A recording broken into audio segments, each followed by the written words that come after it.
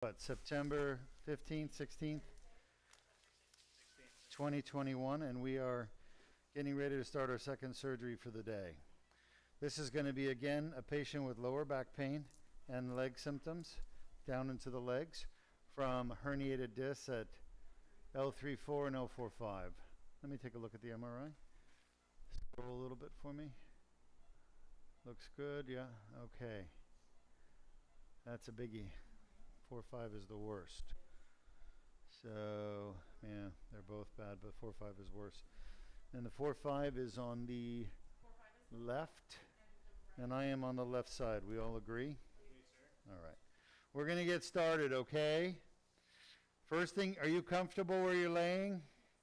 I'm going to give you some numbing medicine.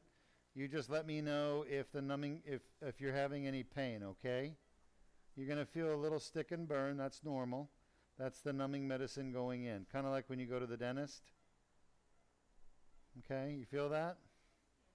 Is that okay? All right, good.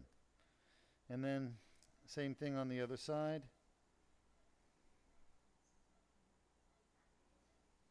Feel a little stick and burn. That's just the numbing medicine going in, doing its magic. Now we're going to keep you awake just for the beginning of the surgery, all right? And then we're going to put you to sleep. We injected 9 cc's. So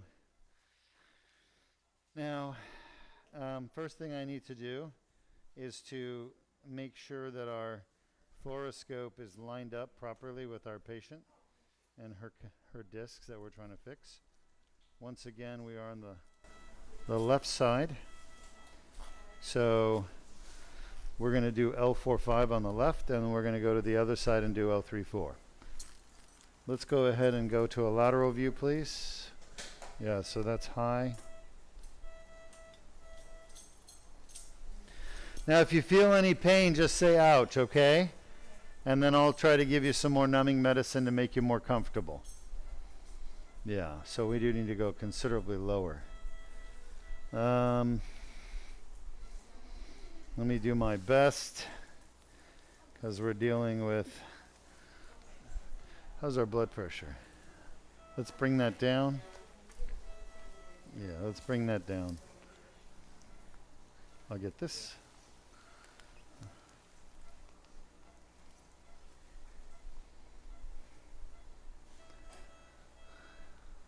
Can I have more IP just in case? Stand by, please. Thank you.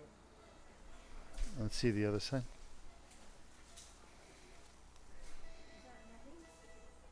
Am I giving you numbing medicine? Yes. How come you're asking? You feel it? Yep. We are giving you some numbing medicine. Needle down. Did another 6 cc's. Give it a minute to work. All right, so the first step here is we've got to gain access to the disc that needs to be repaired.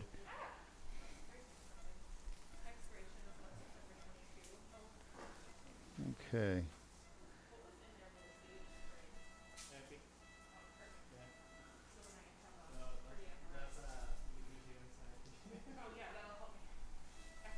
Shot.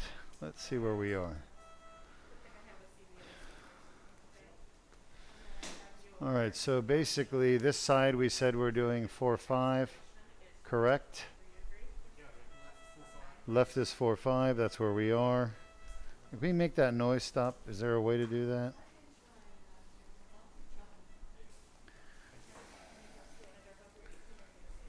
I do want to get a little bit lower than we are.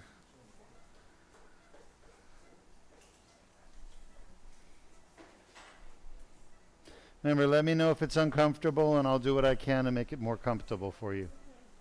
Okay?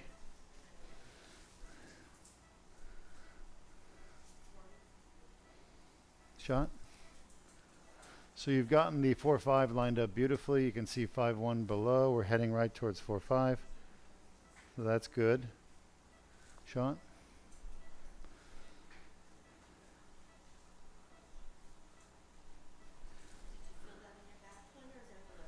Yeah, that's her back.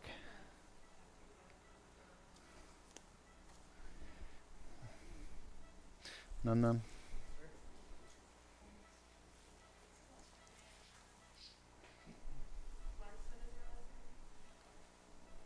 The beginning is always the worst part of the surgery. I apologize. Eventually we'll get you out so you're sleeping, but I do need you awake in the very beginning. I'd like to have a little more lateral entry point. That's why I changed directions. Sean, the more lateral I am, the more for my entry, the more medial I can get within the actual disc itself. And with her herniation being where it is, and that's the fascia I'm feeling. Do you feel something? Yes. Okay, I'll give you some more numbing medicine.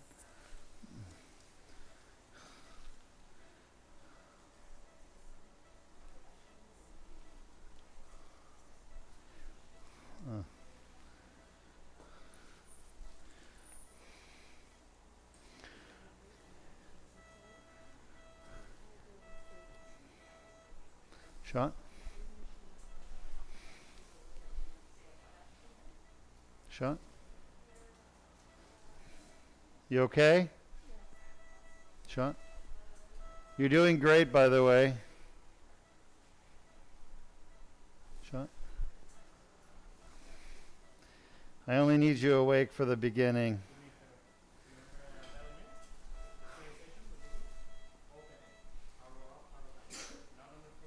Shot.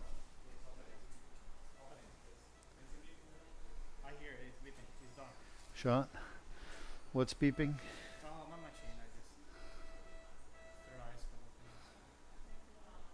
Yeah. Shot. Yeah, we're very close to your disc, so.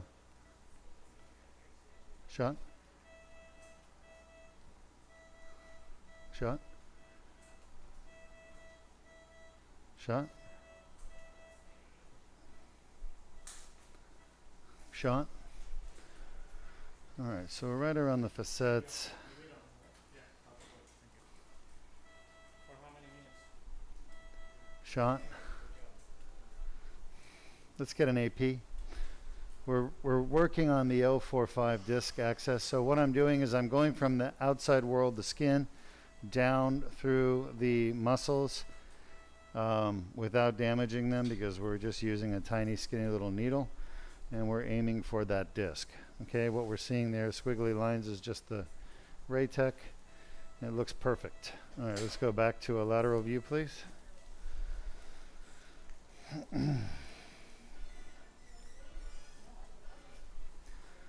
All right, you're doing fantastic. We're almost done gaining access to one disc.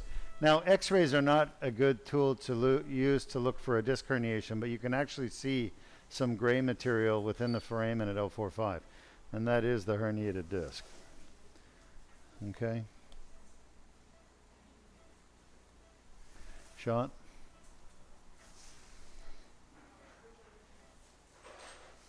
All right, so one down. And now for the other side. So she does have pain on both sides, both legs. That's why we're going to be doing both sides. And probably need to put some more local here. Take that. I'm going to give you a little more local. You'll feel a little stick and burn. I apologize.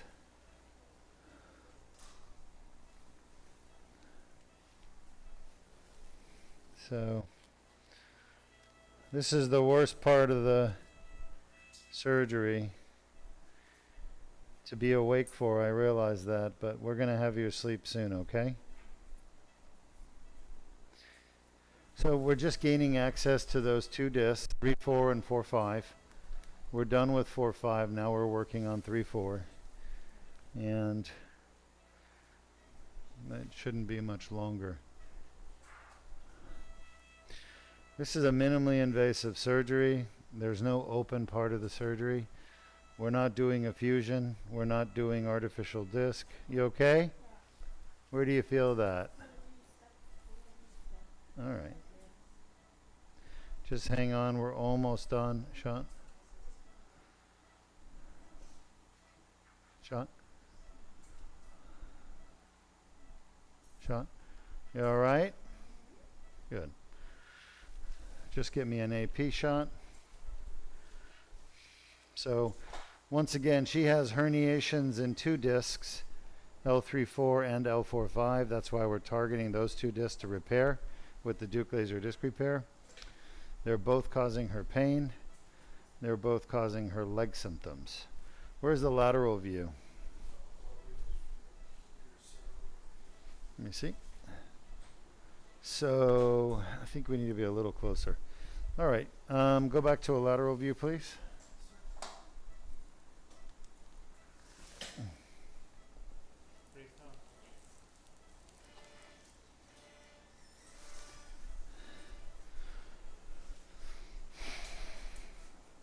Okay. Shot.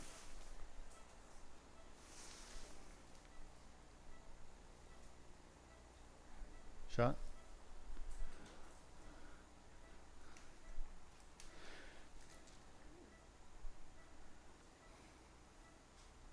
Shot.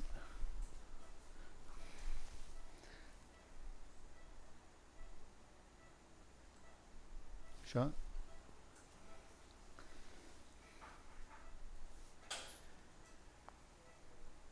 Shot. Let's get an AP. So we're about to enter the foramen at L3-4. I want to make sure that I'm in the right place on the AP view. So you got to go back and forth. Yeah, it's pretty much perfect. Let's go back to a lateral. You can see there's a little scoliosis as well. Pretty much everybody over the age of 40, 45 is going to have some scoliosis. And so scoliosis is very common. I'm not saying that this patient's that old, but everybody gets some type of spinal degenerative scoliosis as we get older. And that's because the spine settles, and it settles asymmetrically, you know. Shot.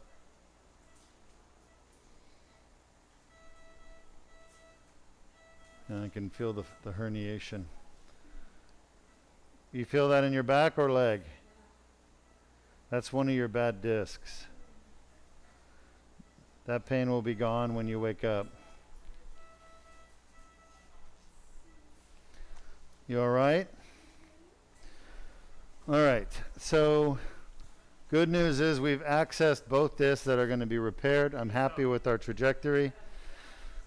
So we can't really show you any lower than this area, but there are 2 discs here. One is the L3-4, the L3 vertebrae to L4 vertebrae disc, and the other one is the L4-5. Okay, and we're gonna make sure that. Now, how much of your problem is back pain versus your legs? What % is back pain? No, what percentage of your pain is your back? 10%? So 90% of your symptoms are legs? So if we didn't fix your back pain, you'd be happy. You're like, what? No. All right, but you want both your back and your leg pain fixed, obviously. Yeah.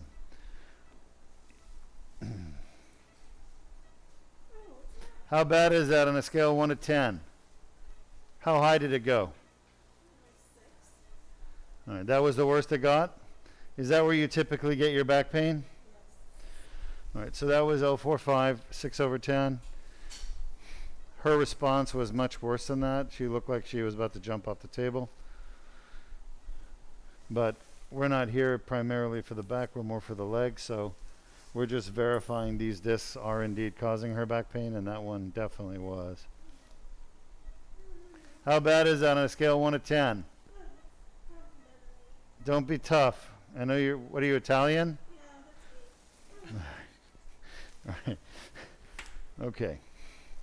You sounded like someone was ripping your leg off and you're like, yeah, it's just an 8. She's laughing, yeah. I know, she's very stoic. We call that stoic. Well, I got good news for you. You're going to go to sleep now, okay? We've done all the torturing we needed to do to you. All right. So she said this was an 8, but if you ask me, I think it was a 10 or 12. She was really uncomfortable. And this one I think she said was a 6, but if you ask me, it was more like a 9. Can you count from 1 to 100 out loud in Italian?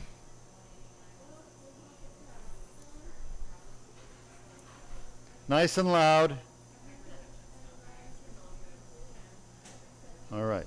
So we're having her count out loud. That way we can hear her count, and we know when she goes to sleep. You're going to be going to sleep now.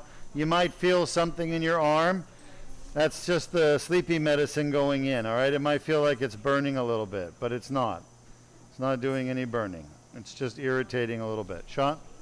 So we put our guide wire in down the needle, and we're going to remove this needle. The needle has done its job. The needle has done several things for us. Number one, it's a special needle, and it's used for this type of procedure because we use a, what does Patel call this? Quinky or something like that?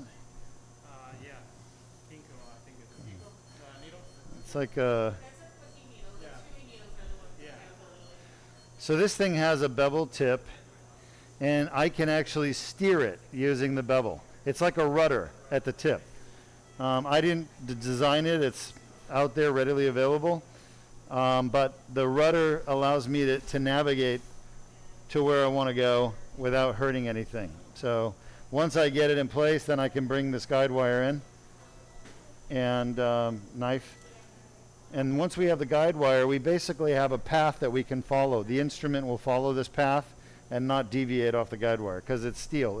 It basically locks us into a path and a trajectory and to a target destination. So I'm going to make an incision. This incision is 7 millimeters long. And through that incision, I'm going to pass this dilator to spread the tissues open. And this is the start of all endoscopic surgery, is the incision and the dilator.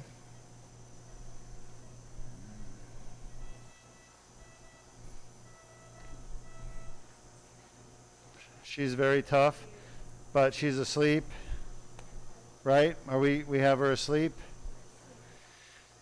So we're passing through the tissues like the muscle right now to getting to the neural foramen. On our way to the neural foramen.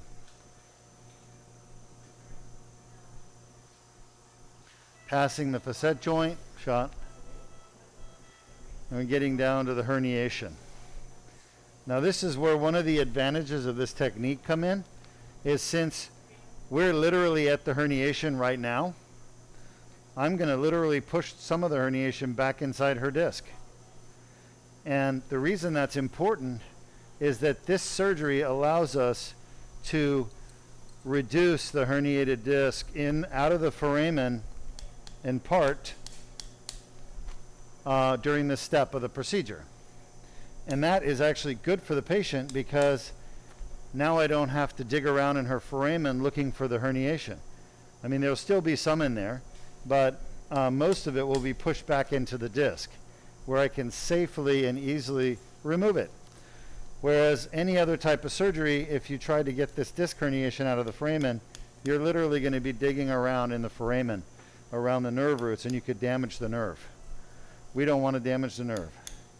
All right, I feel good about that. We are at the L45 disc space. Everybody agree we're on the left side, correct? And so far we've had like 3 drops of blood. The reason we're covering things up more than normal is just we have a reason and we're not going to discuss it. Okay? But it's out of respect for the patient's wishes. Let's put it that way. And I think that's perfectly reasonable request. Leave that there. All right, now we're going to bring our tubular retractor down over the dilator. Literally slide it down into position. And the perfect position for this thing, shot, is going to be, do you see the dilator move back a little bit? Happens sometimes. Look at that, it pushed back again, shot. It's due to intradiscal pressure from inflammation. The disc itself gets inflamed in this disease, With herniated disc, annular tear, the inflammation in the annular tear spreads into the disc itself and causes increased intradiscal pressure, and that's what we're dealing with. So the actual increased intradiscal pressure is pushing this instrument back out of the disc, saying, get out of here, like get away. Shot? That's perfect. Now we're inside her tear, through the herniation, past it, and at the base of the herniation inside the disc. And we're going to slowly come out with the tube gradually as we laser and debride the annular tear, removing the herniation in the same time. I'm also going to so debride the annular tear, remove the herniation, and I'll have to explore the foramen in this one because that herniation was pretty big. All right. So you all see the metal tube? Diego? You see this thing? Yes, yes we do. We're doing the entire surgery through that tube. 7mm tube. This is as minimally invasive, folks, as spine surgery gets. There is no surgeon that knows how to do anything less invasive in terms of real surgery. So this is the most minimally invasive you can get in spine surgery, and in the United States there's only about 10 surgeons that know how to do this kind of surgery, transforaminal intradiscal. Hey guys, are you kidding me? Where's Crystal? And we can't be knocking everything over. We need to put those in places. They should be closed too so they don't evaporate. All right. All right, we're inside the disc at L45. There's the tear. And there's going to be pieces of herniated disc here we're going to have to remove. Laura, lights off, please. All right. Thank you. So there's one piece of herniation that we shoved back in the disc. Not a very big one. It's probably 10% at most of the herniation we've seen here. Maybe another, I don't know, 5% there. So we're getting some decent chunks, but they're not anything huge. Now, last case we did, we got a pretty good chunk of herniation out in one piece. But I got to be honest with you, that doesn't happen very often. Most of the herniations come out in multiple small fragments. All right. So here we go. We've got our laser turned on, and we're going to get started here. I got to get my pedal in the right spot. I'm using a foot pedal to activate and deactivate the laser. So when I press on the pedal, it turns the laser on. When I release my foot pressure, it turns it off. It's very common for surgeons to use their feet when you're doing spine surgery, whether you're using a drill and a drill pedal. Look, there's a piece of herniation. Or you're using a laser or any other piece of equipment like a fluoroscope. The surgeons can control that equipment using a cable that goes to a little pedal at our feet. And neurosurgeons are notorious for using foot pedals. We use a lot of foot pedals, whether it's the microscope, the endoscope, the fluoroscope, the laser, a drill. We use pedals. So I'm using a pedal, and I have the laser on currently. That's the glass fiber you're seeing that I'm using, and I am debriding the annular tear. That is the hallmark of the Deuk laser disc repair, annular tear debridement. Again, no other surgery in the world does it. We're the first to do it, and that is where the back pain comes from, is the annular tear. So we're actually treating the source of the back pain from a herniated disc, which is the annular tear. Most doctors have no clue where back pain comes from. And for those that do understand it comes from the actual herniated disc, they still don't know where in that herniated disc it actually comes from. So of all the doctors around the world that treat patients, maybe less than 1% know that a herniated disc can cause back pain or neck pain. And of that 1%, none of them know that the pain actually comes from the tear in the back of the disc called the annular tear. We're the ones who discovered that. I discovered it back in 2006, and I published our results of discovering it in several publications in 2012, 2013, and we've published it numerous times over these live stream broadcasts. But you're not going to find too many doctors that understand the cause of back pain. They all think you just send the patient to therapy, send them to pain management, and let those doctors deal with them. The reality is that their condition requires a surgical treatment, and pain management doctors cannot do a surgical treatment. At least they're not supposed to. That doesn't stop some of them. They're not qualified to do surgery. So the problem is we're sending all of our patients with chronic back pain and neck pain to a doctor that can't fix them. And all they can do is do shots and prescribe medications. And shots and medications don't fix back pain. Okay? The only way to fix it is surgery. That's a good size herniation chunk right there. That was a good 20% of the herniation. So why do we broadcast surgery? So we could teach everybody the truth. Why do we care? Well, we don't want people living in pain. You're going to continue to live in pain until the source of your pain is directly addressed. And to properly address it, you need Deuk laser disc repair, what we're doing right now.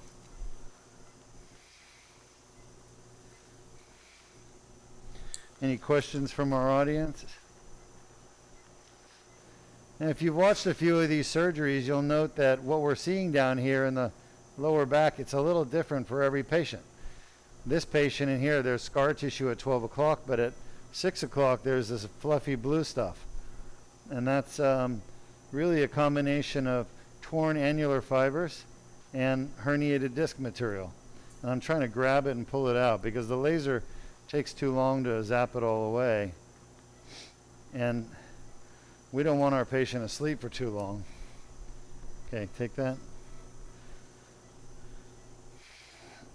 You always want to balance the length of surgery, keep it as short as you possibly can with doing everything that needs to be done safely. So the longer patients are asleep, the higher chance of complications related to the anesthesia, and the faster you do the surgery, the higher chance the surgeon does something wrong. So it's a balance between the surgeon doing their job properly and the anesthesiologist doing their job properly. As a team, you got to work it out and do what's best overall for the patient by balancing the duration of surgery and the anesthetic used and the depth of anesthesia combined with the surgical side, which is fixing the actual problem that you're there to fix. All right, so because we have no questions, I'll just keep talking. Deuk Spine Institute has been releasing a series of YouTube videos. We're very active on YouTube. I have Diego helping me with YouTube videos and John May. And we're putting together all kinds of interesting videos for you. Number one, you have the live stream videos you're watching now of the surgery. And these surgeries we do every week, and we live stream all of them. Number two, we have what are called reaction videos, where I will react to something out there that's being done in the spine world and talk about it and kind of give you my thoughts and opinion on it based on truth, okay, rather than gimmicks. And we have a name for that segment. Diego, what's the name of our reaction video segment? Spine Scams Exposed. It's called Spine Scams Exposed. There's a lot of spine scams out there, folks, lots of them. Go to Facebook, you've got people trying to sell all kinds of stuff to people in pain. People in chronic pain are desperate. And unfortunately, because there's no cohesive understanding by everyone about the cause of pain and how to fix it properly, there's a lot of players out there that are trying to take advantage of people's misery and suffering and give them false hope. And so I'm exposing these people. I'm exposing bad surgery. I'm exposing bad treatments. And we call them reaction videos usually, but I'm reacting to comments or reacting to things that people say or try to do, and trying to teach the public at the same time. So look for our reaction videos in the Spine Scams Exposed section of our YouTube channel. Diego, you're going to have a Spine Scams Exposed section, right? Yes, a whole playlist. Yeah. We do have questions if you're ready. Give me a minute. Let me just finish talking. So besides our reaction videos and our live stream surgeries, we also have a lot of testimonials from patients who've had this surgery done or other surgeries done here. And they're sharing their experience with the rest of the world. It's a piece of herniation, by the way. Let me grab it.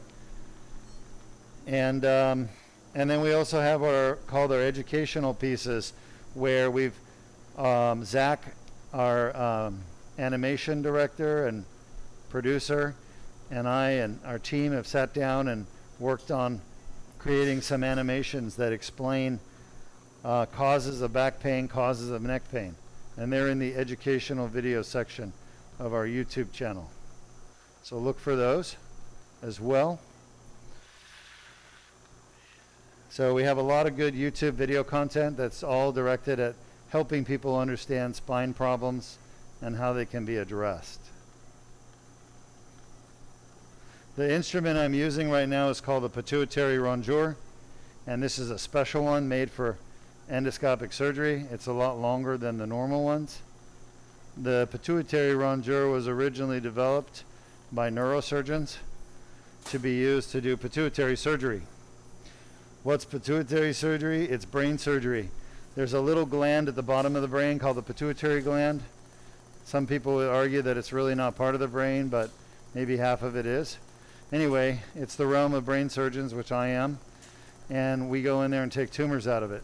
And I happen to train with one of the foremost leaders in the world on pituitary surgery, Dr. Albert Roten, world famous pituitary tumor surgeon.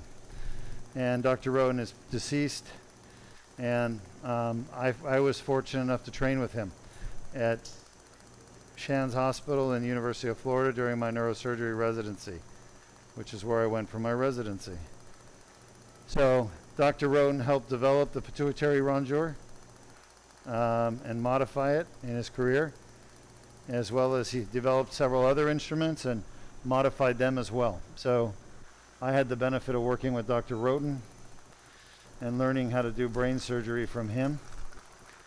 One of the most impressive things I ever did with Dr. Roten, because he was very specialized with brain tumors and trigeminal neuralgia, but he was an anatomist and he loved neurosurgery as a whole, so he did anything. I remember one time at the VA hospital, we had a veteran, a VA patient, who had a bad neck. He had herniated discs in his neck. Okay, this is spine surgery. And the neurosurgeon on faculty at university was not available to do the surgery.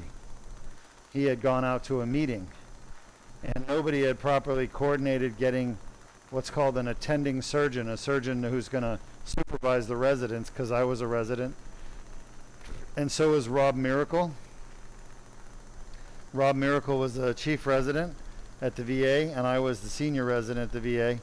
And, you know, Dr. Jacob was not available. He was out at a meeting, and nobody had bothered to secure a neurosurgery attending to do the surgery with us.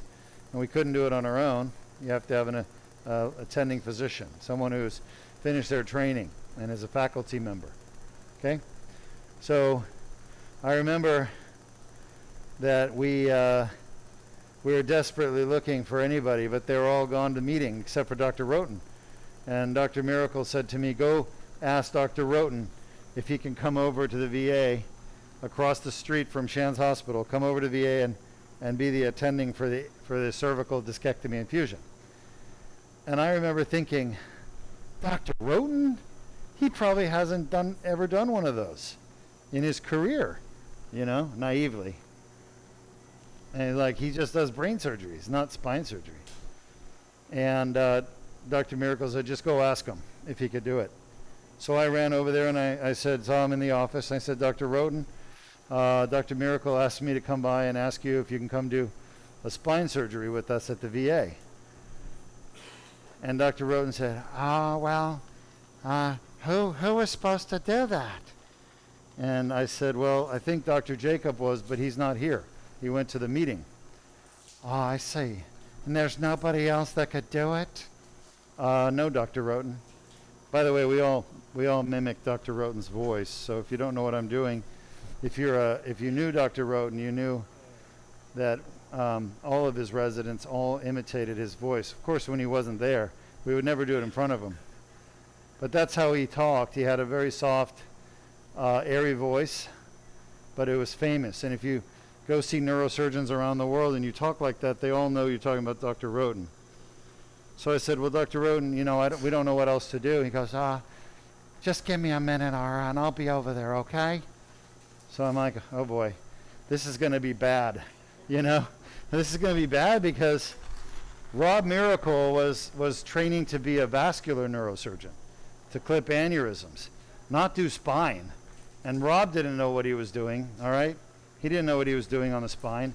And I was just kind of a still learning resident. And so the only person who knew what they were doing was Dr. Roten out of the two of us. And I thought, oh boy, this is going to be bad because I've never seen Dr. Roten do a spine surgery, ever.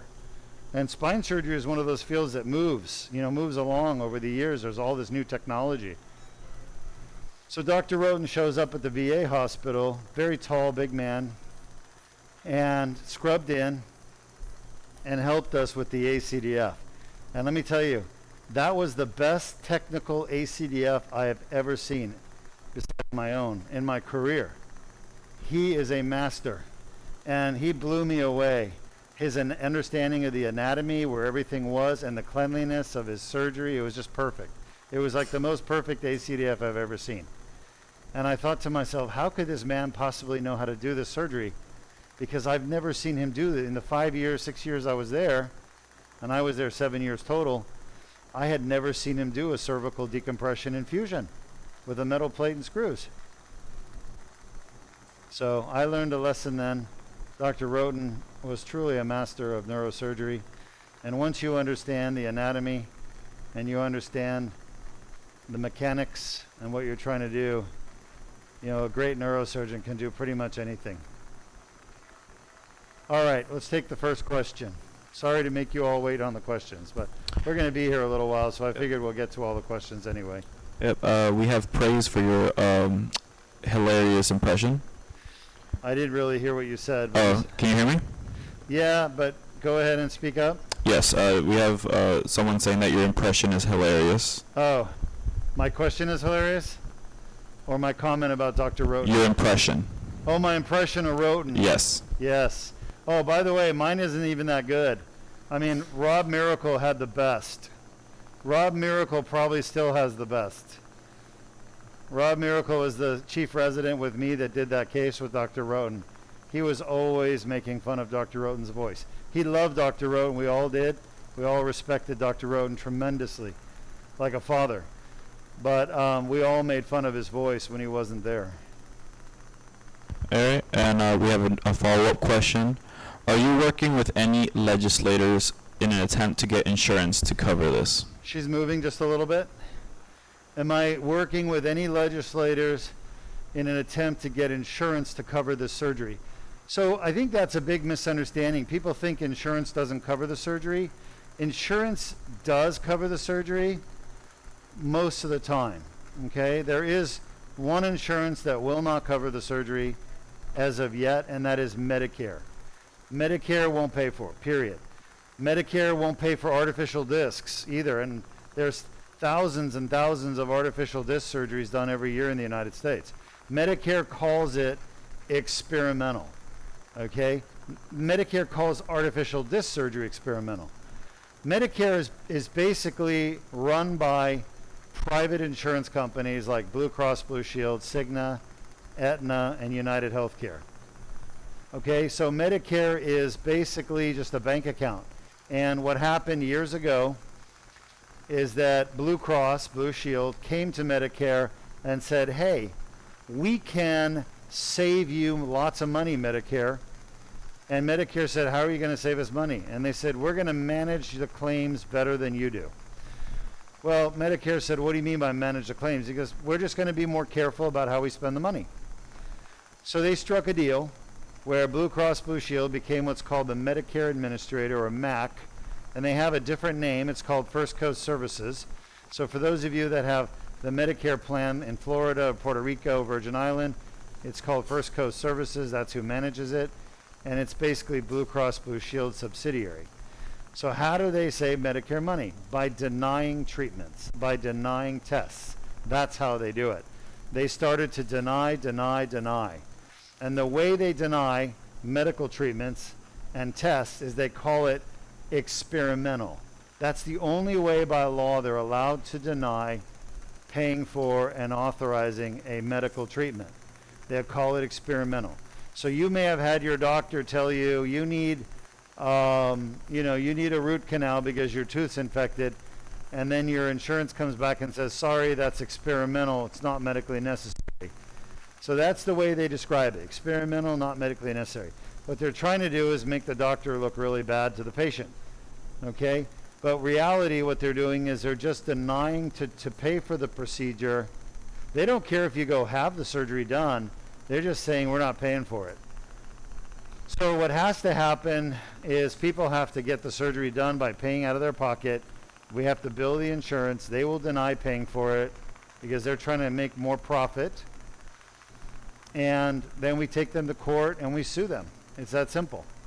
And when we sue them, they usually will settle and pay for the surgery, at least part of it, a reasonable amount of it usually, before it actually goes to trial. Because when it goes to trial, the jury is not going to side with the insurance company. Okay? The insurance company is literally going to get their ass whipped. So it's kind of like there's a bully at school, the insurance company, who's bullying everybody, and then there's a student who shows up who happens to be a 10th degree black belt in jiu-jitsu, and the bully starts bullying that person, and that person says, let's step outside, I'm going to kick your ass, to the bully. And the bully says, yeah, I'll meet you there at lunchtime, and they never show up, okay? They give up. They tap out. Why? Because they know they're going to get their butt kicked. So the insurance companies will get their butt kicked anytime a patient does the surgery and sues them for them to pay. Because their defense is, hey, it's experimental. But the only time surgery or treatment is experimental is when you don't know the outcome. And we know the outcome of this surgery. We've published it. It's been peer-reviewed and published in the National Library of Medicine in Surgical Neurology International. So they're going to lose in court, but they'll never take it to a jury trial. They'll always settle it. So what they're banking on is that people will just give up and not go for it, and that way they're saving their money. Does that make sense? So insurances do cover the surgery. We've had Blue Cross Blue Shield pay for it. We've had Cigna pay for it. We've had United Healthcare pay for it. We've had tons of work comp carriers pay for it.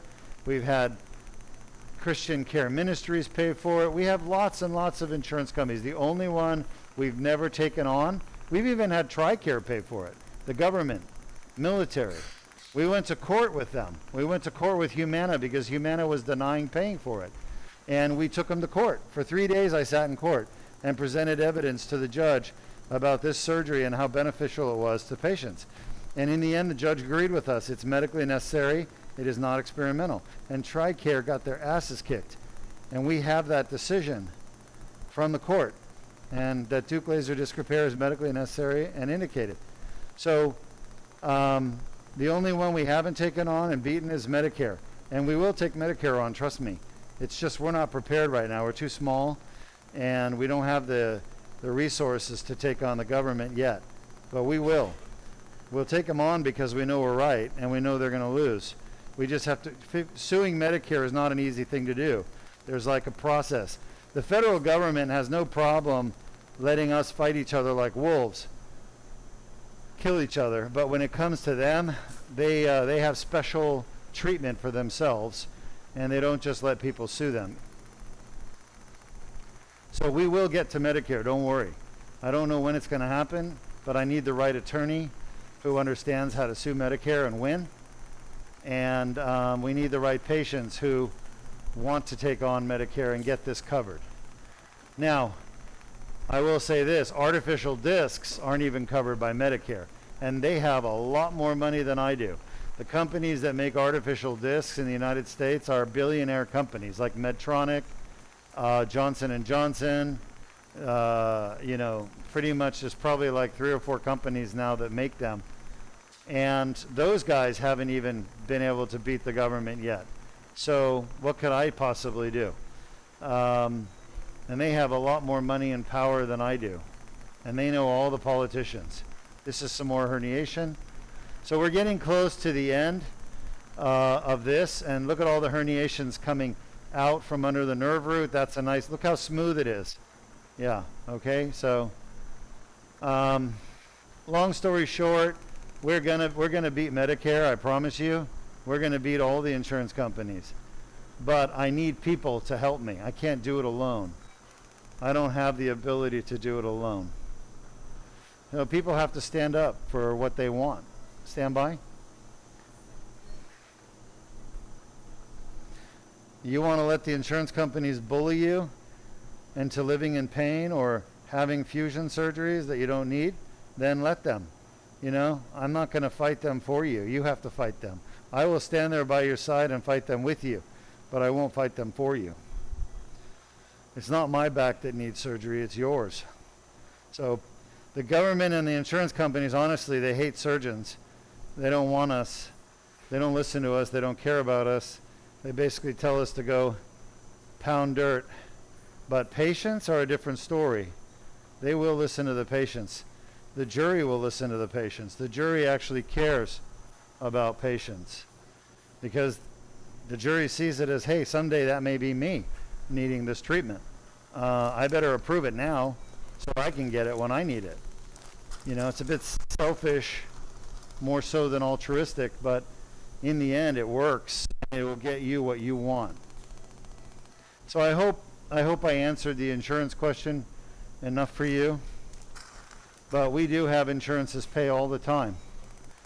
And the only way that we will take an insurance only agreement is if the insurance signs an agreement that they'll pay ahead of time, that they'll pay after the surgery is done. Otherwise, people have to pay what's called a deposit, which you have to pay anyway and out of pocket, and to get the surgery done. All right.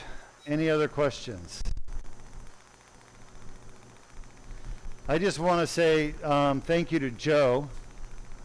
Joe has been working with patients, advocating for them now for a couple of months. And Joe has really made a lot of these surgeries happen by talking people through, you know, what to expect and helping them get scheduled and treated. Joe said I don't give him enough credit. So I said, I'll give you a little plug in the next surgery. I'm kidding. Joe didn't complain like that, but I think he needs to be recognized for what he does. Just about done here. Great question about the insurance. Great question so far. Any other questions our audience might have? Yes, we have another question.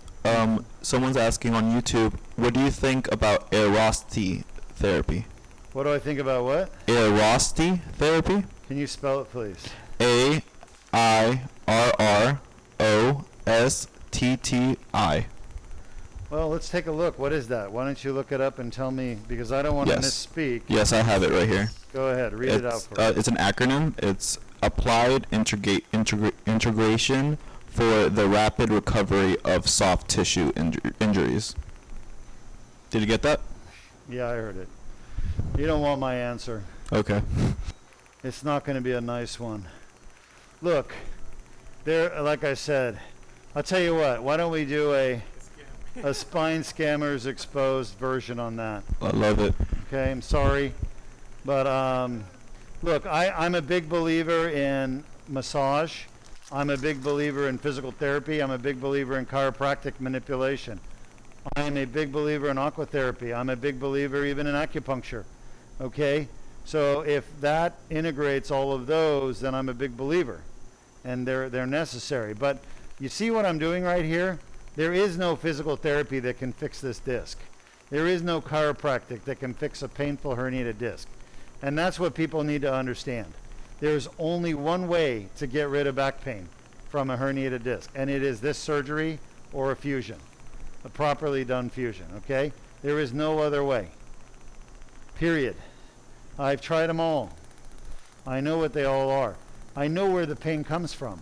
The pain is coming from this tear that I just cleaned up.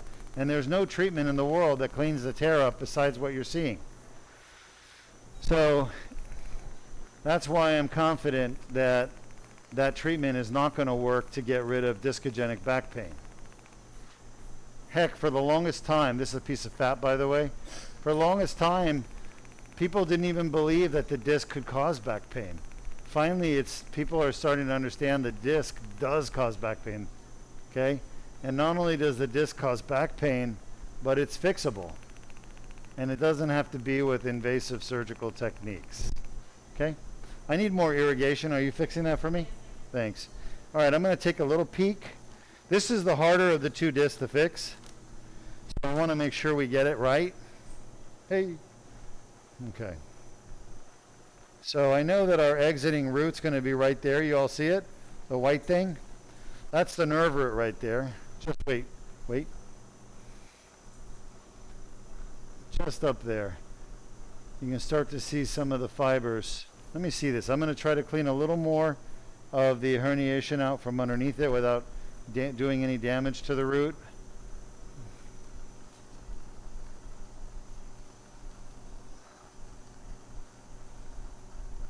Let's see the grabber. This just looks like scarred annulus, but I want to make sure there's no herniation there.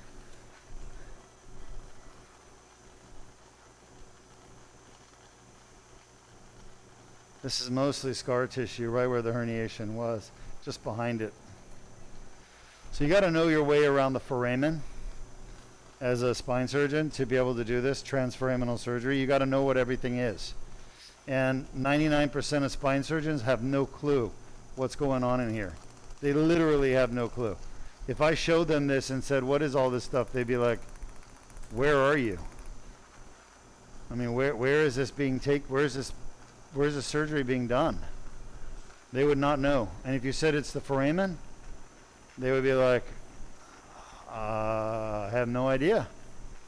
No idea what's going on here. No idea. And we're done with this level. Lights on, please. That's because they've never seen this view before. They've never done this kind of surgery before. Okay? This is highly specialized, new, state-of-the-art stuff that's just not taught anywhere in residencies where they learn. And endoscopic surgery is just not common enough yet for them to know about it. And in the United States, it's going to be a long time before endoscopic surgery is being widespread used. The reason is because we're not putting metal in here, okay? If I did this surgery like this and I was putting screws and rods in, then the companies that make screws and rods would support my surgery. They would support this technology. But because we're not putting screws and rods in, they don't want, yeah, that's good. They don't want this technology. It goes against their business. It goes against their profits, you know? So they're trying to keep this endoscopic surgery from becoming popular. Now in other countries like China, Korea, maybe even Germany, they're a lot smarter. They're like, the government's like, wait a second, why are we spending so much money on screws and rods when we don't need to? You understand what I'm saying? And we can do these endoscopic surgeries and there's no money spent on screws and rods. So in countries where the corporations don't rule the roost, where common sense makes sense, and that's what dictates treatment is, you know, safe, effective treatments that don't cost money, they cost less money. That's where you're starting to see endoscopic spine surgery really flourish. But in countries where the implant companies that make billions of dollars a year selling screws and rods like the United States, where they basically have full control. They've got their roots into the training programs where all of us surgeons are trained. They're teaching the surgeons to do fusions and artificial discs, because that's how those companies make their money, is by selling screws, rods, artificial discs, plates, cages, bone graft, selling all that material for each of those surgeries. Okay? So that's what we're up against. When you wonder why isn't this endoscopic surgery done more commonly, why aren't other people doing it? Because they're not being trained to do it. They're being trained to do the opposite. Okay? And that's why we broadcast these surgeries, so people can learn the truth. Because if you're a patient and you're looking at having your back fixed or your neck fixed, you don't want a fusion. You want the least invasive, fastest recovery, least expensive, fastest return to work and normal life surgery you can get. So that's what we're showing you here. Unfortunately, not many doctors know how to do it. What is it? No, we need the fluoro. The fluoro? Yeah, switch over to fluoro, please. Is that it? Let's get a fluoro shot. Bam. We're getting no fluoro signal. Well, we can keep going because fortunately I have a special monitor here that I can see out of. So I'm taking the needle out. I left the guide wire. Take a shot. All right. Oh, good. We got it. Thank you. All right. Now we've finished one side. We're going now to the opposite side. And this is the right side. Everybody agree, right 3-4? Yes, sir. That's what's on the consent. That's what we've done our timeout for. Right 3-4. Take. And by the way, you know, I can't really say too much, but people who are on blood thinners and medications that they need to be on for various reasons, this is a great surgery for them, because an open surgery, they're going to bleed horribly. She's moving a little bit. Just keep an eye on her right arm. Make sure it's still on the arm board. I don't know if it moved. So if you're somebody who takes blood thinners for a medical condition, you don't want big open surgery. You're going to bleed and bleed and bleed, and you're going to lose a lot of blood. Okay? You want minimally invasive surgery like this, where we don't lose any blood. Okay? Yep.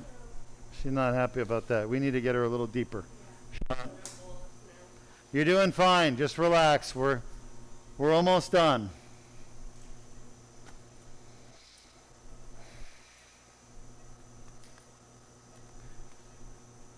So our patient is a little light. We want to make sure she's sleeping for her surgery.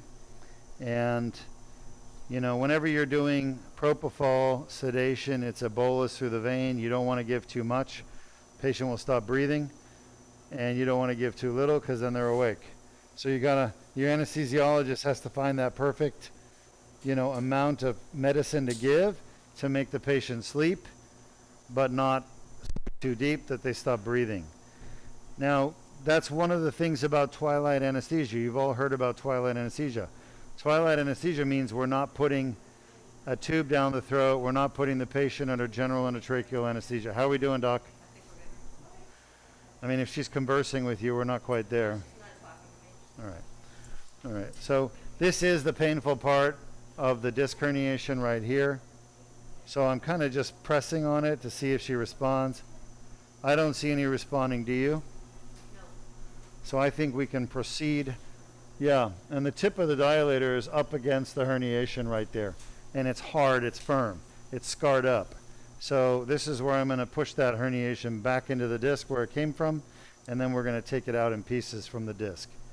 That's why the surgery is so amazing. One of the reasons is the safety, you know, of taking a herniation out from inside the disc rather than inside the foramen. Shot. Shot. Shot. Shot. Shot. All right, good. I'm going to go in a little further, but I want to get this guide wire out. Shot. So with the tip of this dilator, we went through the skin, okay? You can all see that, through the skin. And we did it through a 7mm incision. The whole surgery is done through a tiny incision. Now, when I put the dilator down, I bumped up against the herniation that was hitting on the nerve, and I actually shoved that herniation back into the disc. Only with transforaminal surgery can you do that. All open forms of spine surgery, microdiscectomy, laminectomy, fusion, they can't do that. They have to tear the spine apart just to get to the herniation. They literally have to slice the entire back open and remove all the bone and ligaments. If you guys understood what I'm telling you about this surgery versus traditional, you would realize that nobody should ever be doing traditional spine surgery anymore. Ever. Again. But unfortunately, the surgeons don't know how to do this surgery. And as such, they're going to recommend what they know, rather than recommending what's best for you, the patient. They're going to recommend what's best for them. Shot.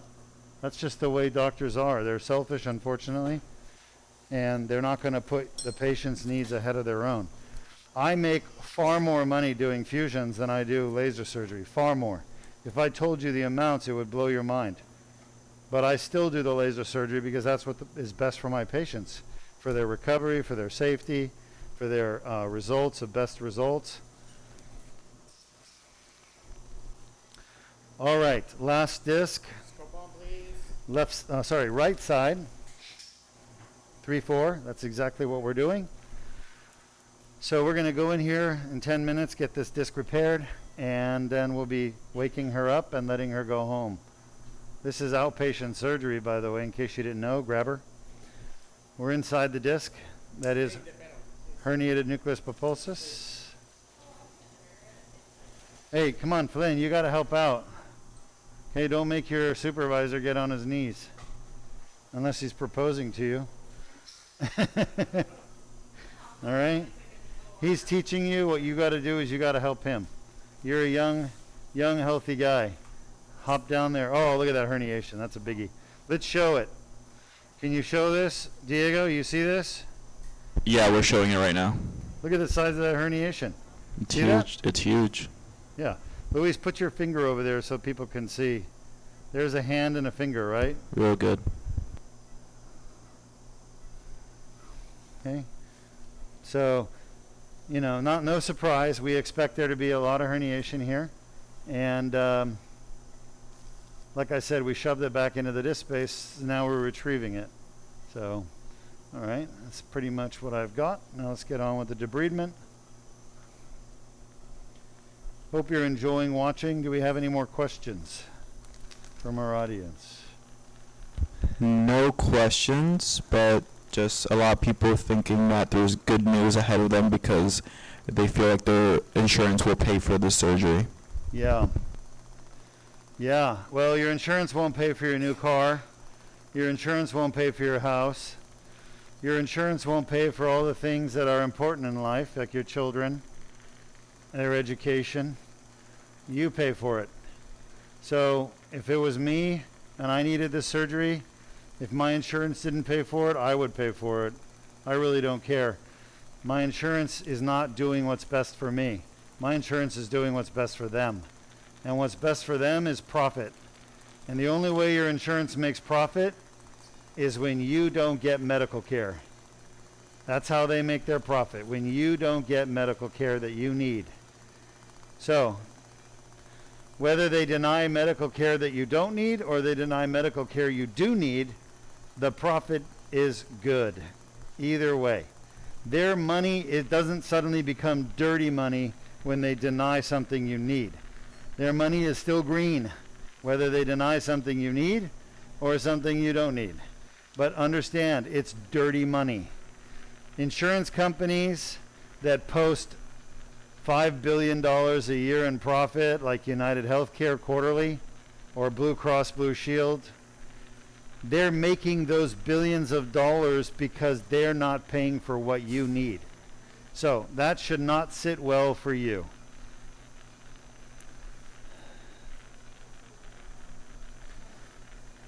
Okay?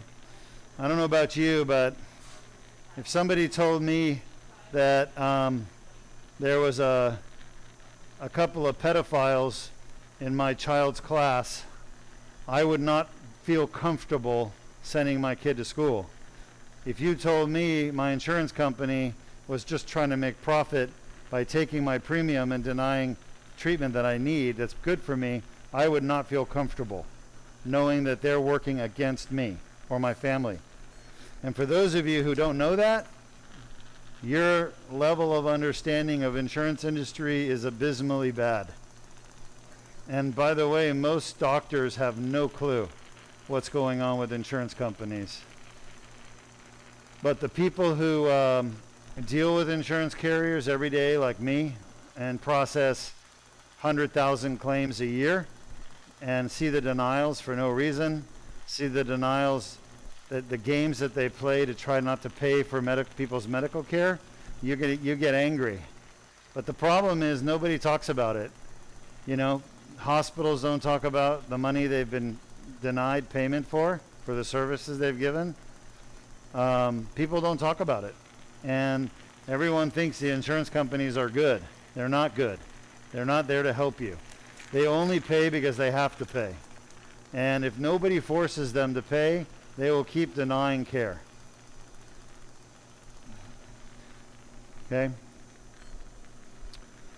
Now, the good news is we do have insurances that do pay. And we work with them, and we spend a lot of time educating them about the surgery, the benefits of the surgery. From their standpoint, the most important benefit of this surgery is the cost. It is cheap compared to open back surgery, open neck surgery. It's cheap. The second thing about the surgery that interests them and makes them happy is that there's no complications from the surgery. Complications cost insurance companies a lot of money. When somebody has a heart attack after open back surgery because they were fluid overloaded or they weren't checked properly or whatever, they have to pay for that heart attack treatment. They have to pay for stents. They have to pay for that long admission to the hospital and the cardiac ICU and all that monitoring. It gets very expensive. They have to pay for it even if you die. Okay, so you're dead, they still have a $500,000 bill to pay. So insurance companies will love this surgery because we don't have complications. They'll love this surgery because it costs them less money. But here's the problem. If this surgery was known to everyone, what would happen? Here are my numbers. There is 1.5 million spinal fusions done a year in the United States of America. 1.5 million. In my estimation, there are 100 times more people that would benefit from surgery of the spine, like this surgery, the Deuk laser disc repair. So if there's 150 million people with chronic back or neck pain that have a herniated disc and are going to need surgery, and all they have is fusion, then only 1% get the fusion. That's 1.5 million, and that's where we are today. But once people realize they can have this surgery done and get rid of their pain in their neck or their back or their thoracic, what do you think would happen to the demand? It would go through the roof, and they would cost the insurance companies more money. So the reality is that the insurance companies don't deny endoscopic surgery like this because it doesn't work. They deny the surgery because they know they're going to have to spend more money paying for these surgeries once people find out about them.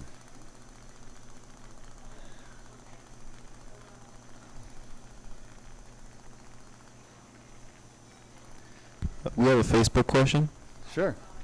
He's asking if you had open decompression surgery and still have leg pain, can you still have endoscopic surgery? Yes. If you've had open decompression surgery, it happens all the time because that's what most surgeons know how to do. They don't know how to do the endoscopic. And you still have leg pain. Can I do endoscopic surgery? Yes. Will the endoscopic surgery take away my leg pain? Yes, it will. We do it all the time, folks. All the time. The reason you still have leg pain is you have what's called residual stenosis. In other words, the surgeon didn't fix the stenosis properly. Why? Not because they're a bad person, but just because that technique you had, microdiscectomy or laminectomy, it's not a good technique. It only unroofs the back of the spine. So the discectomy part is hard to do. It's hard to see that disc at the bottom of the hole, you know, that the surgeon has. So a lot of the surgeons don't do the surgery right. They miss the stenosis that's there because they can't see it because they're looking down a dark hole. Here you can actually see inside the disc. Look at this view. The surgeons that did your surgery didn't have this view. If they had this view, they would leave nothing there. You would not have leg pain. They would have fixed it. So it's just the technique they chose is not capable of really decompressing the nerve root properly in most patients. And that's why there's so many people that have back surgery and they end up with persistent back pain, leg pain, and they have to come back for a second surgery or a third surgery or a fourth surgery. You don't have that problem with the Deuk laser disc repair. So yes, we can fix you. What's going on over there, ladies? Everything okay? I'm sorry?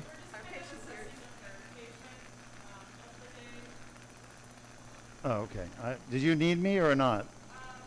I could use you for a minute. Yeah, what do you need? The patient is in a, do you want to turn off the speaker or do you want Oh, we have to talk about it. Well, I don't need.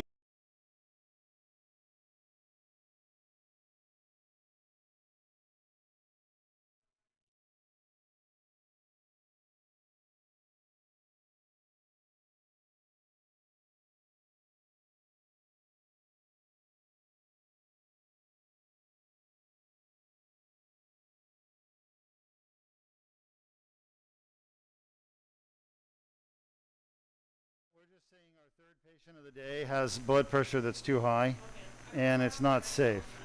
What? Yeah, run a 12 lead. But we need to get them in to see a cardiologist or something.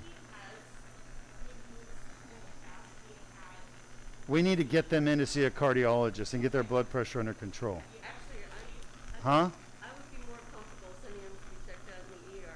Go to the ER? Let's let them know they need to go to the ER. Yeah, I mean, they have malignant hypertension, so I agree. Okay? Heart rate is too high. Yeah. I'll come talk to them. I'll be done in a few minutes. But, yeah. They're not having chest pain or anything, right? So basically, we're just talking about the next patient who's supposed to have surgery next, which we've just canceled.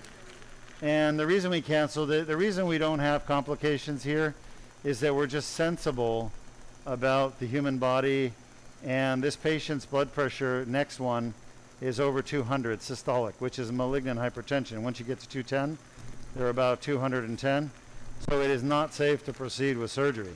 Their heart rate's also up at 120. So we need to send them to the hospital to get checked out. Now, did they get clearance done? Yes. But their blood pressure wasn't that high when they got cleared. So we just need to get them taken care of, but we're not going to be doing the third surgery today. The anesthesiologist and I both agree to cancel. And that's not in my best interest, that's in the patient's best interest. So where were we before we talked about this? The first patient's ready to go, right? Yeah, I'll be out to see her shortly.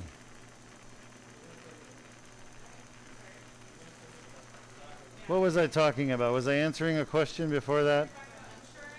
Oh, insurance companies, our best friends, our BFFs.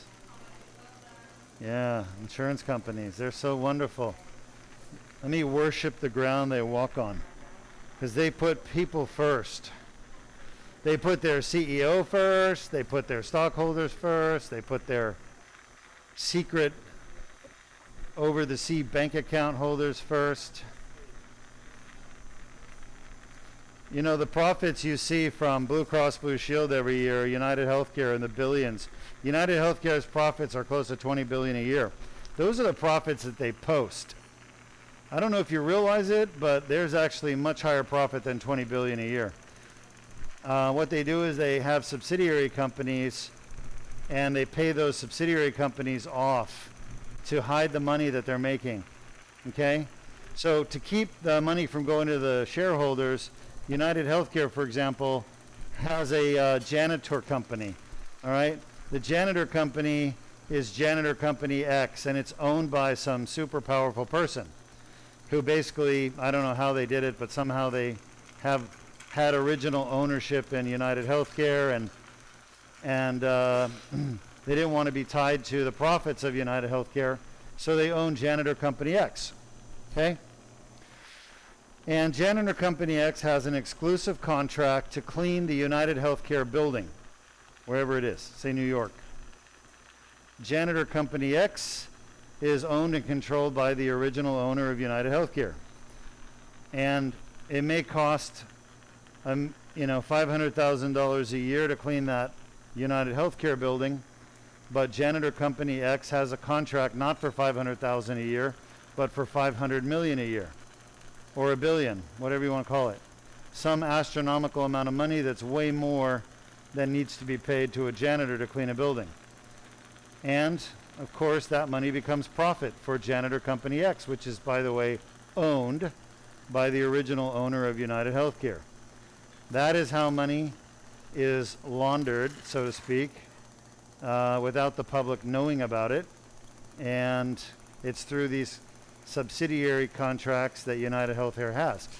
So if you want to find the corruption in health insurance industry, don't look for the profits, because those are all given to the SEC and the shareholders. Look for the money that's being laundered on the side.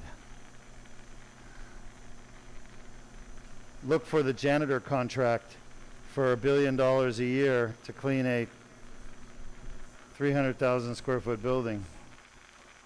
That's where the money is being hidden. And it's not just a janitor contract, there's lots of other things. Okay?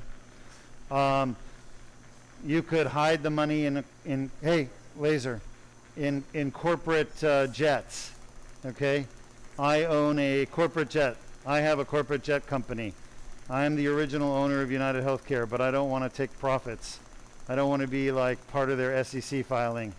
So I own the corporate jet company, and I have 3 corporate jets, and I lease them to United Healthcare. Instead of getting fair market value for those 3 jets at, say, $2 million a year, I don't know what it would be, because I don't have a private jet, but I'm going to lease it to United Healthcare for $500 million a year. Of course, I'm making a lot of profit now through my jet company.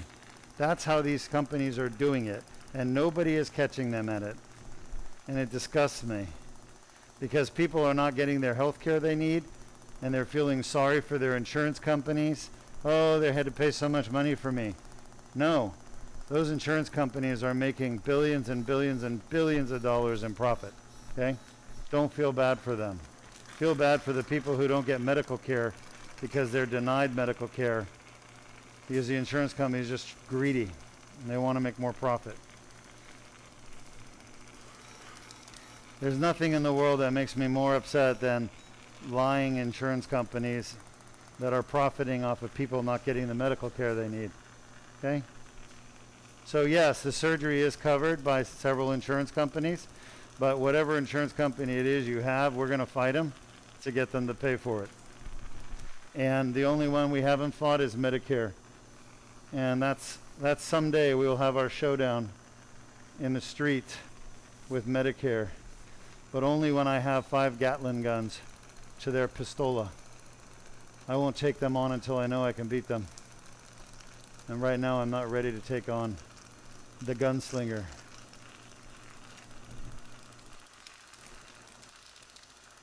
I don't start fights I can't win.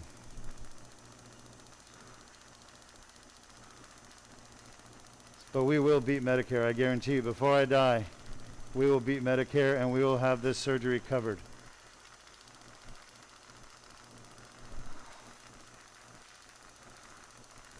All right, just about done here. I'm going to wrap this up, and since our last patient's not going to happen, I'll come over to the broadcast room and I'll answer questions for you. Even if you want to talk about insurance still, I'll still talk to you about insurance. The nerve root's going to be right up there in that fat. You see it? Kind of at 3 o'clock there? That's the nerve root. I guess I could clean this up a little more right here.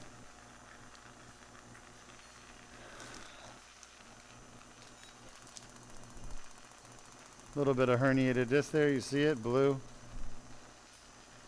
Some fat. You guys see the fat? Fat looks pretty cool, you know, when you look at it with the endoscope. You see all the little fat cells. Yeah, we're almost done. You're doing great. That's fat right there. I know. All right, we're done. Lights on, please.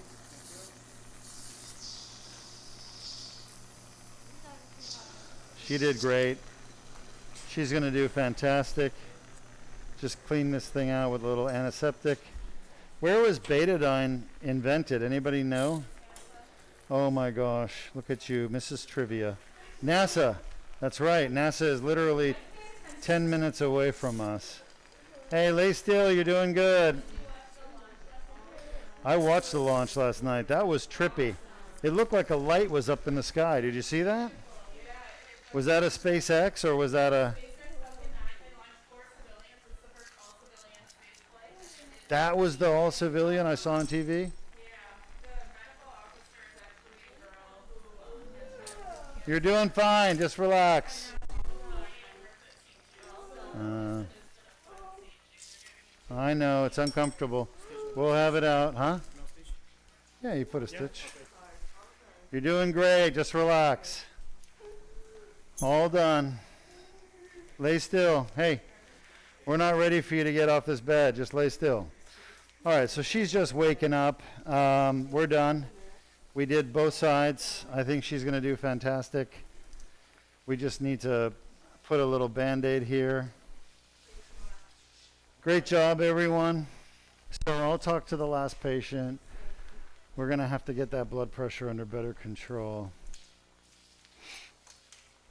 All right. Type your questions up, and I'll be happy to answer them for you folks. But this was a good bilateral L34045. Deuk laser disc repair. Our patient avoided major surgery, and let's go ahead and stop the OR broadcast because she doesn't want her back to be seen by everyone. Disc herniations are a common cause of let's turn chronic off the back camera. pain.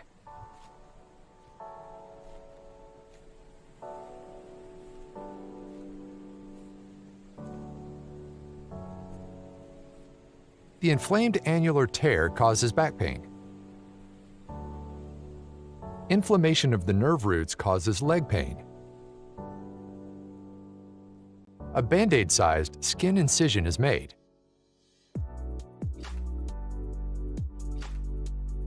A small tube is inserted without damaging the bone or soft tissues.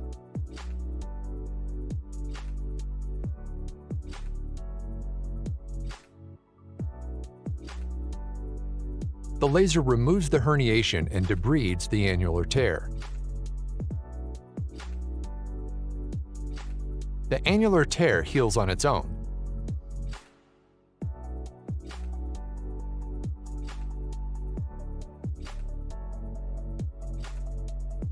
If you have a herniated or bulging disc and back pain, submit your MRI for a free review at www.mri.deukspine.com.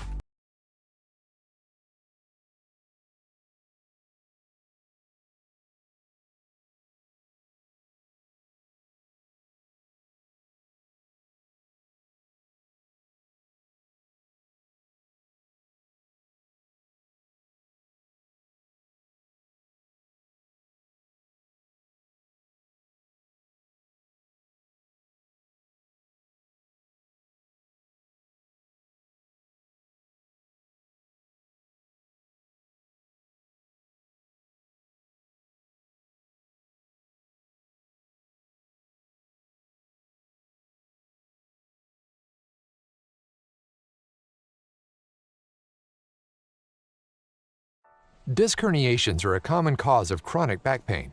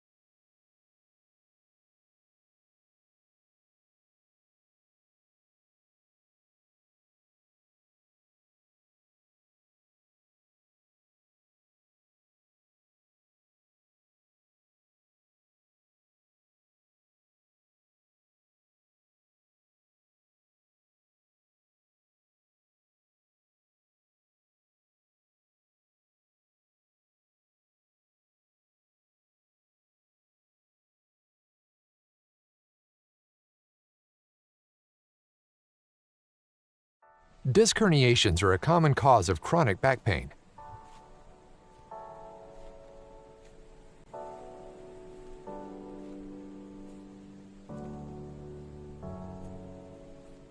The inflamed annular tear causes back pain.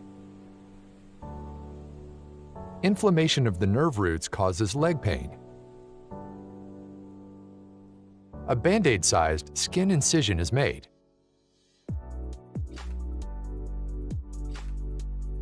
A small tube is inserted without damaging the bone or soft tissues.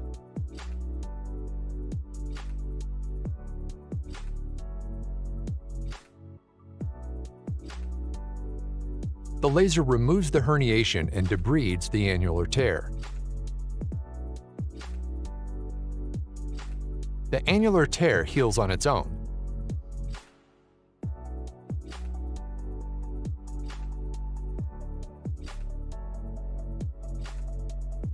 If you have a herniated or bulging disc and back pain, submit your MRI for a free review at www.mri.deukspine.com.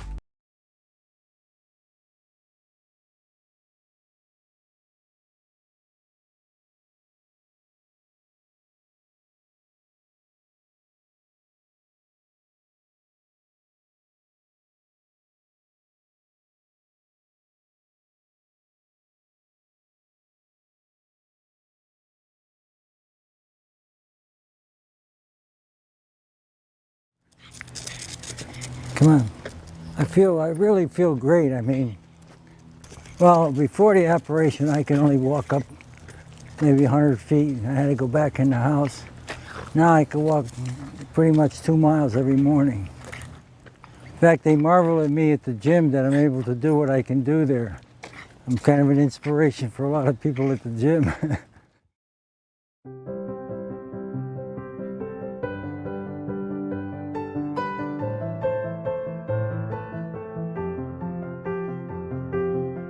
My name is Greg Spadaro. This is my father, Jack Spadaro. We are from Connecticut. We moved down here.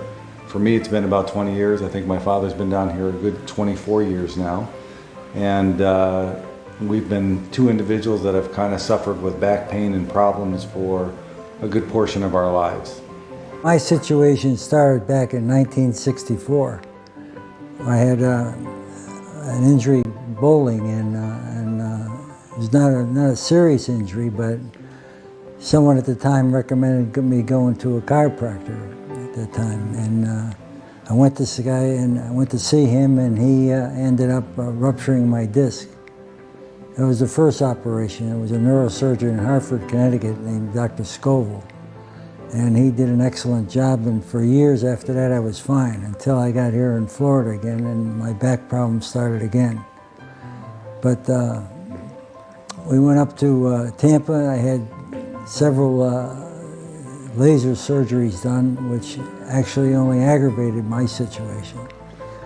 And then locally we had a neurosurgeon here that became well respected as an excellent surgeon, and he operated on me twice. And my situation only got worse. I was bent over with the pain in my left side for a long time, almost 2 years. And then I heard my son telling me about Dr. Deuk.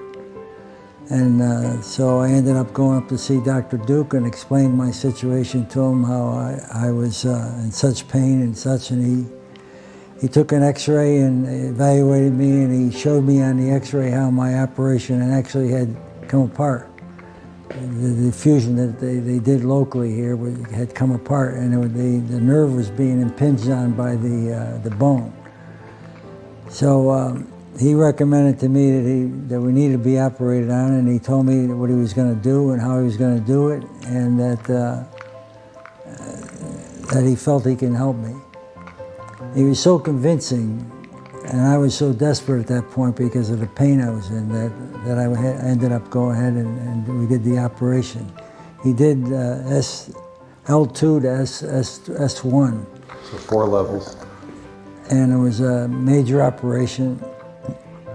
And thank God, thank Dr. Deuk that he gave my lifestyle back again, because From the moment after we came out of the recovery room, I was able to stand straight. I told even that time, even though I was still under anesthesia, I said I could feel I'm standing straight with no pain.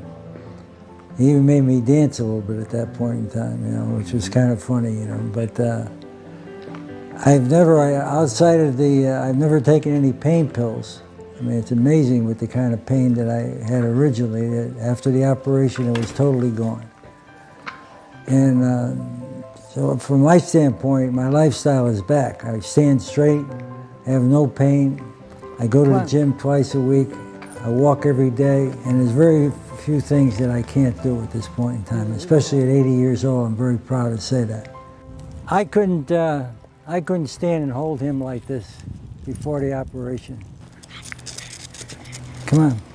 I really feel great. I mean, well, before the operation, I could only walk up maybe 100 feet. I had to go back in the house. Now I can walk pretty much 2 miles every morning. In fact, they marvel at me at the gym that I'm able to do what I can do there. I'm kind of an inspiration for a lot of people at the gym. I still do all the maintenance of the house myself. I do the lawn, fertilize, I trim the bushes, I do the pool, I do pretty much everything. The fact that I can do this now is unbelievable. I couldn't walk, I couldn't lift a finger until I had the operation. It's easy to recommend Dr. Deuk and his staff up there because they're professional in every sense of the word. My operation, as I say, it was a big operation. And as far as pain medicine, I didn't have to take any pain medicine after the operation, which was significant because I'm allergic to pain medicine, which causes other problems for me. So I would recommend Dr. Deuk and his staff without reservation.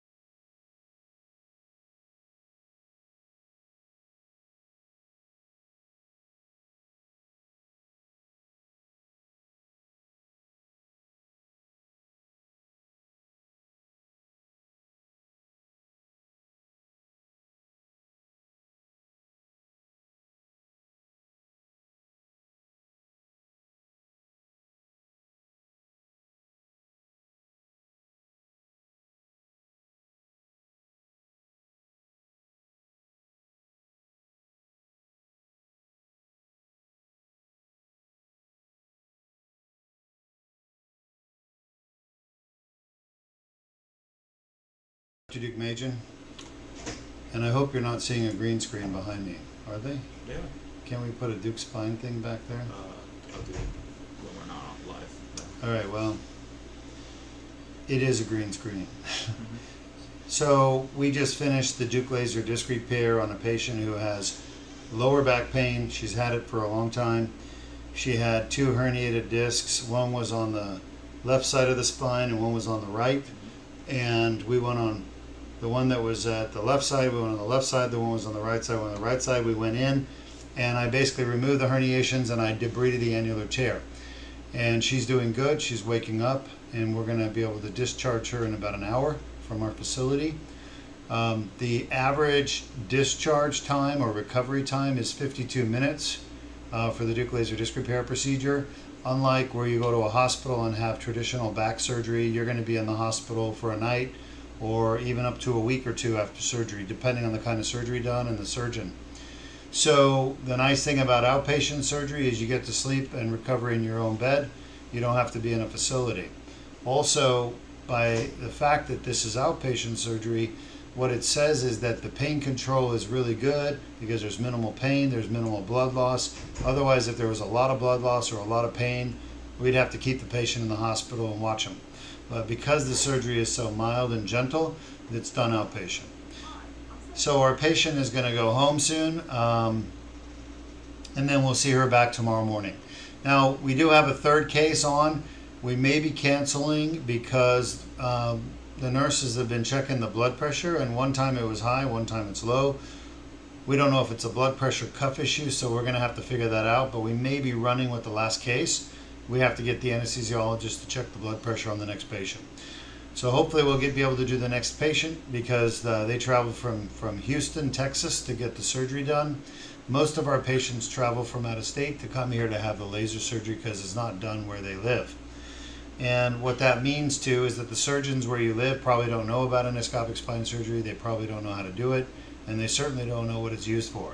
So that's why we broadcast these surgeries so everybody can learn the indications for this type of surgery, which is back pain with or without leg symptoms. Leg symptoms can be sciatic pain, it could be weakness, numbness, tingling, or what we call neurogenic claudication, which is discomfort in the legs that comes with standing and walking, gets better with sitting. All those are signs of conditions that are fixed with the Deuk laser disc repair, namely herniated discs and spinal stenosis with radiculopathy. So we don't have any questions. I'm going to wrap this surgery up, and hopefully we'll be able to do the next patient, but we got to go check on the blood.